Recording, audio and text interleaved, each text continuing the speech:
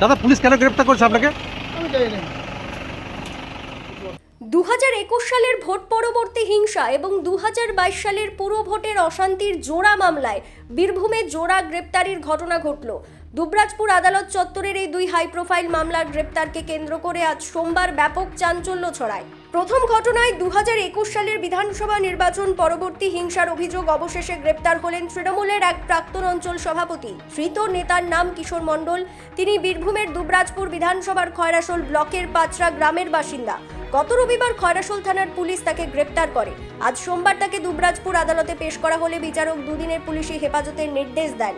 দুবরাজপুর আদালতের সরকারি আইনজীবী রাজেন্দ্র প্রসাদ দে জানিয়েছেন, 2021 সালের বিধানসভা নির্বাচনের ফল প্রকাশের পর খয়রাশোল এলাকায় বিরোধী রাজনৈতিক দলের কর্মীদের ওপর হামলা, একাধিক গুরুতর অভিযোগ রয়েছে এই তৃণমূল নেতার বিরুদ্ধে। ঘটনার গভীরে পৌঁছতে এবং মূল অপরাধীদের চিহ্নিত করতেই পুলিশ তাকে হেফাজতে নিয়ে জিজ্ঞাসাবাদ করবে। 3/7/2026 তারিখে খয়রাশোল থানায় কবির ভান্ডারী, রানীপাথর গ্রামের কবির ভান্ডারী, উনি একটা অভিযোগ দায়ের করেছিলেন। সেই অভিযোগে বলা হয়েছে যে 4/5/2021 তারিখে অর্থাৎ বিধানসভার ভোটকে কেন্দ্র করে যে সন্ত্রাস হয়েছিল, সেই সন্ত্রাসের যে অভিযোগ, সেই অভিযোগে বলা হয়েছে যে কবির ভান্ডারীর বাড়িতে অভিযুক্তরা আক্রমণ করেন, গুলি ছোড়েন, প্রাণে মেরে ফেলার উদ্দেশ্যে এবং বোম ছোড়েন।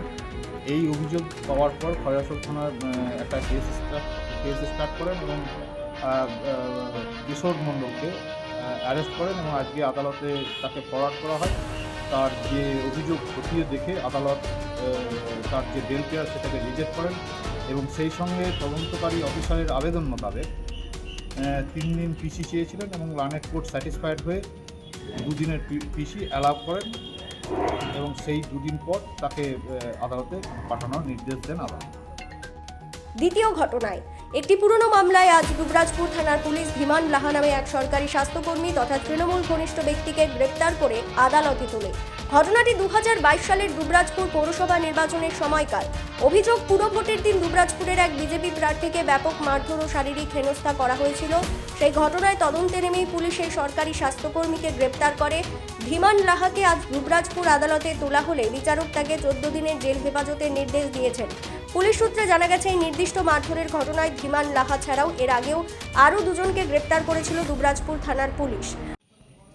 3 নম্বর ওয়ার্ডের যে অভিযোগ, সেই অভিযোগের যে পৌরসভা ভোট ইলেকশনের পর, ইলেকশনের দিন যে ঘটনা ঘটেছিল তাকে কেন্দ্র করে যে অভিযোগ হয়েছিল দুবরাজপুর থানায়, সেই অভিযোগে দুবরাজপুর থানার পুলিশ ধীমান লাহাকে অ্যারেস্ট করেন এবং আজকে আদালতে তাকে তোলা হয় এবং আদালত সমস্ত দিক বিচার বিবেচনা করে যে তার যে বেল পেয়ার সেটাকে রিজেক্ট করেন এবং তাকে 14 দিনের জন্য জেল হেফাজতের নির্দেশ দেন। সেই সঙ্গে 10/7/2026 তারিখে আদালত তদন্তের রিপোর্ট চেয়ে পাঠান।